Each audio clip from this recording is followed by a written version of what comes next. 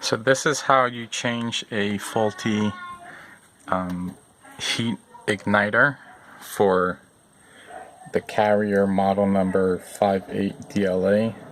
Any size should be the same. Here's the new igniter. It's already installed in the bracket. I still got that one screw, and looks nice and fresh. So it's installed. You're gonna slide it back into the unit, and once it's in place, you'll give it a little twist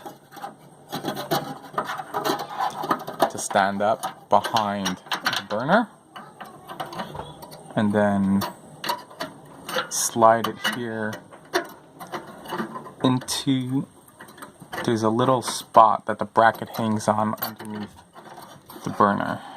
So I'm gonna go off camera for a second. Alright, so there you have it. It's all the way back, matched up with the part that's hanging down. Gonna get our little screw.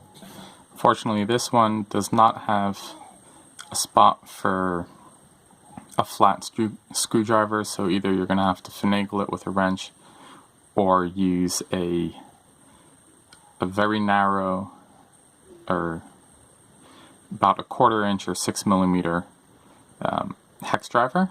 I'm going to do that off camera.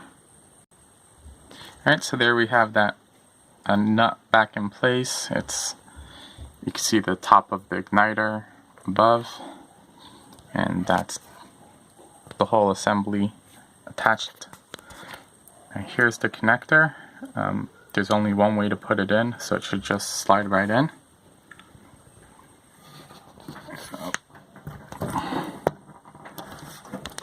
And you didn't hear it click, but it does have a little tab over there. And now we're going to go and test it. Alright, so of course the entire time the unit was off, so we're just going to come over here and flip the switch on. And it should be on now. You can hear it spooling up, and you watch and wait.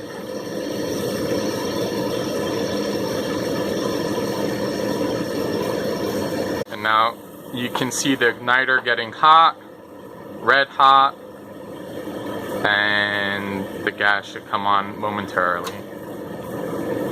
There's the click and fire. So these pieces are very finicky. You can see it's starting to cool down now, but it does stay in the fire the entire time. Together with the heat sensor on this side, they're very easy to switch out.